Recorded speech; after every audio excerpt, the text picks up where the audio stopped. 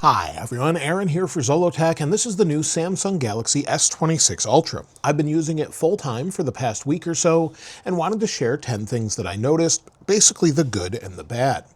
The overall design is a nice change. It's a little bit more subtle this year, but we have rounded corners that are more rounded than the previous year, and it just feels a little bit more comfortable to hold. So holding it in your hand, it seems less sharp than we had last year, and of course they changed to aluminum this year. However, I think most people wouldn't be able to tell the difference. There's not really a change in the way it feels or anything like that, and all of the layout is the same. So again, we have USB-C, we have a physical SIM card tray, which is really nice, and then we also have an S Pen with our speaker, microphone, and USB-C. So super nice to have all of this incorporated and still have a fairly thin form factor that's a little bit thinner than before.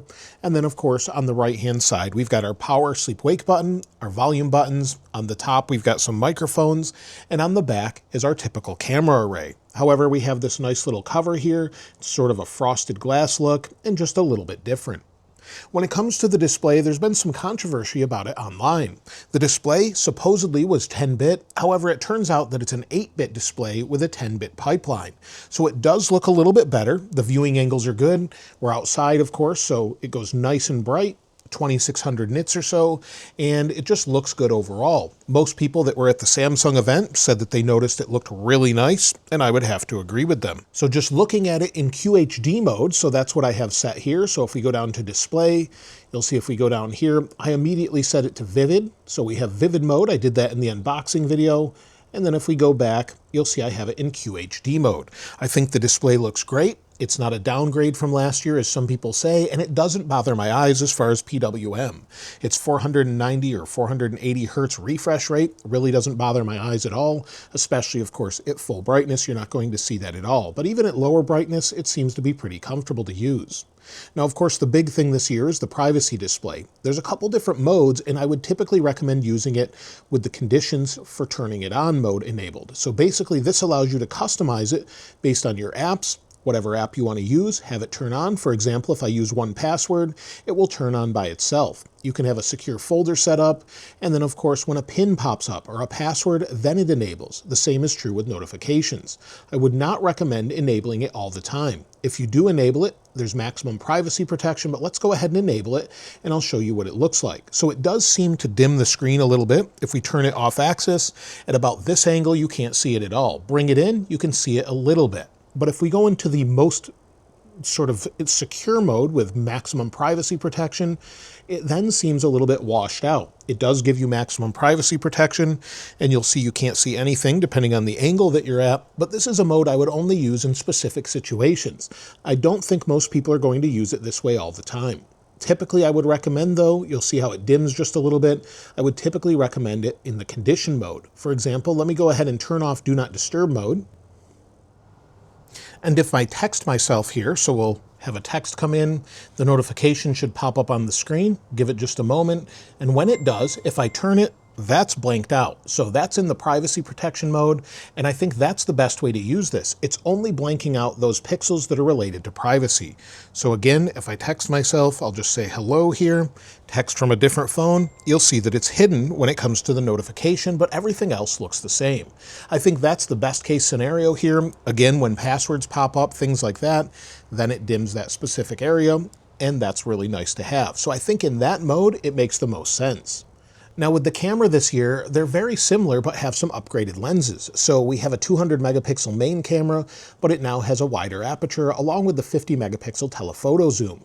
So both of those allow for some great photos. I took some photos at night in Charlotte. You can see what they look like. I think it looks great, but compared to maybe the latest smartphones with the highest end cameras, you're going to notice a difference. However, compared to maybe an iPhone or some other phones in the United States, for example, you're really not going to notice much of a difference. Of course, in the video modes here, we have 8K 30, you can utilize that mode, but if we go into our options here, you've got all of your different adjustments, and then you have Pro Video mode, where you can use a LUT, you can use RAW video, you also can use log, of course, and then you have all of your different monitoring options with zebra, false color, and it's just a really nice complete camera within the same app. So I really appreciate that. But again, they haven't really changed a whole lot this year other than the low light photos.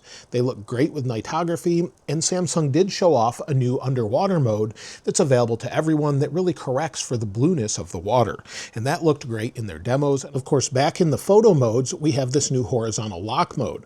So for example, if I record this and I rotate the phone, you won't see it rotate at all. So that's really nice. It's nice to have that. I've seen that before in phones years ago, but now it's more mainstream and very impressive. You can rotate it a full 360 degrees. So again, let me do that. I'll record. We'll rotate 360 degrees.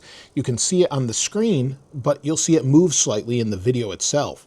So it does a great job with that, and I think that's something that's definitely worth using when you're using it maybe for action, just walking sideways, trying to record something. It's going to be the best result there. It does degrade the quality a little bit. It brings down the resolution, but that's okay for most things, as you can sort of just bump it up to 4K and it won't be an issue. It should look nice and crisp.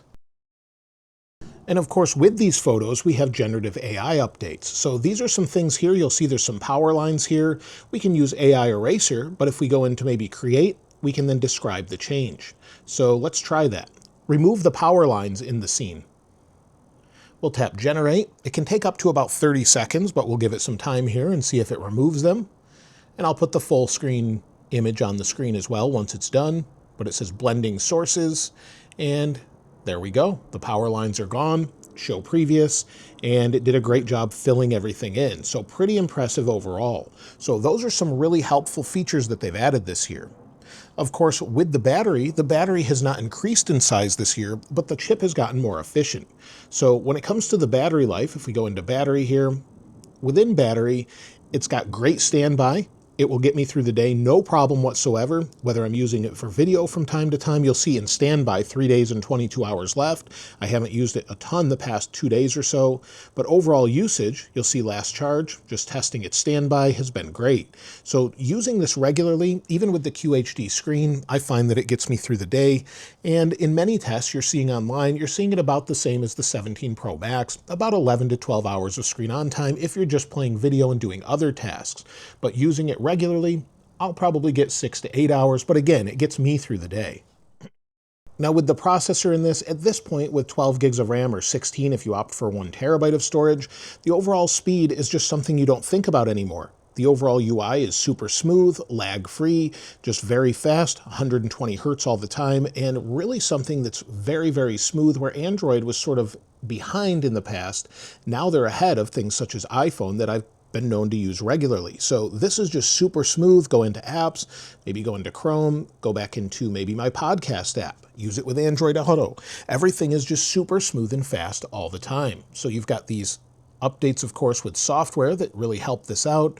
You've got recommendations. However, I really like some of the features where they're out of your way if you don't want to use them, but a lot of them are software related. But with the new processor and everything combined, I think the photo features are probably the best ones out here. However, there's other features with Now Nudge within your chats where it can suggest things based on what you're talking about with context. And the best AI is AI that stays out of the way and is just helpful all the time, and you don't really know that you're using it. So that's something we're going to see more and more of, that it does much better than Apple has with Apple Intelligence at this point.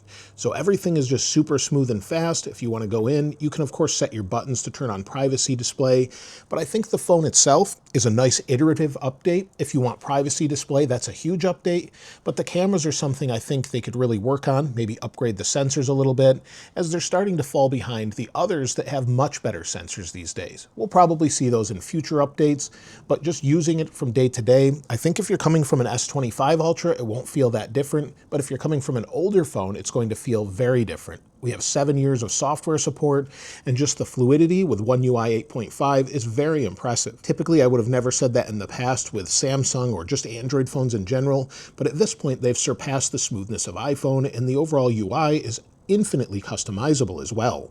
So if you like to customize, I'm not so much into that, but if you like to, you can customize everything from volume sliders to whatever you'd like throughout the display, the icons, everything else. So if you're into that, that's a great option here.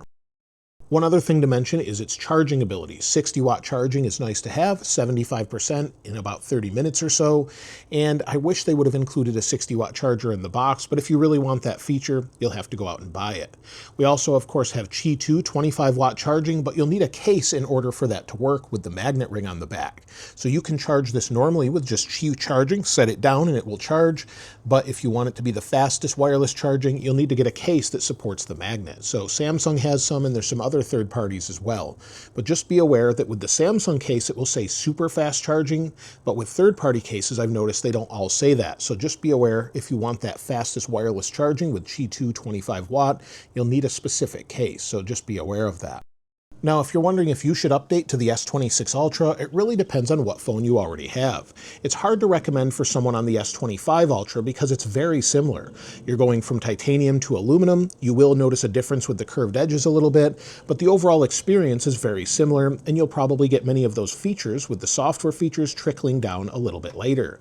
But I definitely can recommend it, especially with some of the latest trade-in values. If you're thinking of switching from an iPhone to Android or maybe an older Android phone, this is super fast, fluid, and you don't even think about the speed. It stays nice and cool for the most part, and the camera is decent. Again, not as good as some of the highest-end flagships from other manufacturers, specifically Chinese manufacturers, but I think it will get there eventually as Samsung makes some new sensors, and maybe we'll see that in future updates. But it's definitely a good phone. I'll be using it still as maybe my main Android phone. I typically carry a couple phones, but I do like the privacy display, have had no issues with the display, and of course I'll leave some links if you want to pick one of these up with some good trade-in values as well in the description below.